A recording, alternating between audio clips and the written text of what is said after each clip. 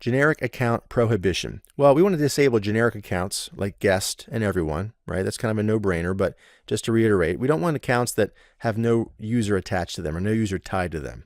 Also, assigning permissions based upon a specific need and create groups to place users into. So rather than having a generic HR account or a generic, finance account or a generic whatever account that everyone uses, that's a no-no. We want to have specific accounts, individual accounts for each user, and then we want to assign permissions based upon that specific need.